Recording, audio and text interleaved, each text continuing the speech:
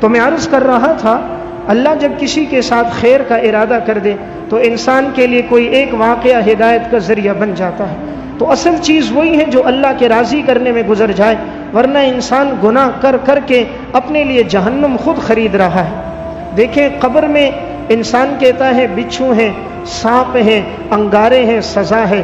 وہ انگارے انسان اپنے ساتھ لے کر خود جاتا ہے، یہ سانپ اور بچھو، یہ بدعمالیاں ہم خود لے کر جاتے ہیں، اور نیک اعمال خود ہم ساتھ لے کر جا رہے ہیں۔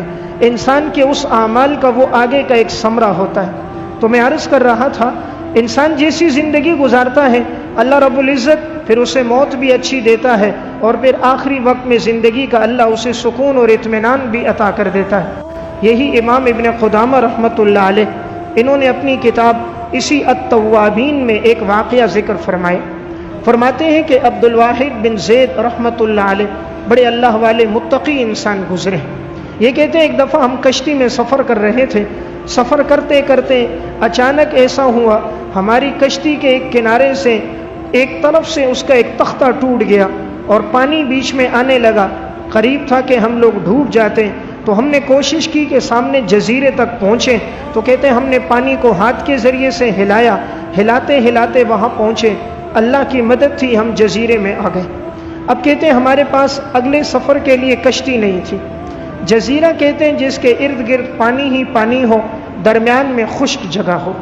تو یہ عبد الواحد بن زید کہتے ہیں اس جزیرے میں ہم پہنچے، ہم نے کہا یہیں کچھ کھاتے پیتے ہیں، اگر کوئی کشتی یہاں سے گزرے گی اسے اشارہ کر کے اپنی منزل کی طرف جائیں گے۔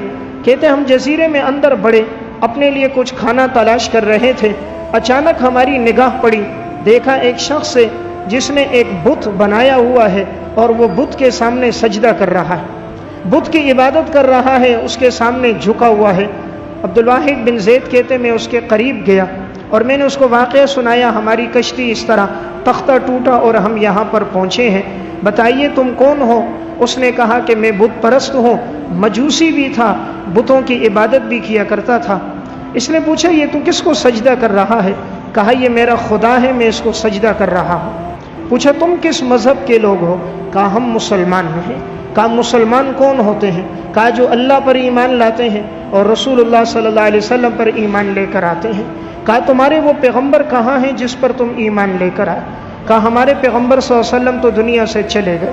کہا وہ پیغمبر دنیا سے گئے ہیں، انہوں نے کوئی نشانی کوئی علامت چھوڑ کر گئے ہیں؟ کہا ہاں، ان کی سب سے بڑی نبوت کی نشانی اللہ کا قرآن ہے جو ہمارے پیغمبر پر نازل ہوا، اور پیغمبر وہ قرآن چھوڑ کر گئے۔ کہا وہ اللہ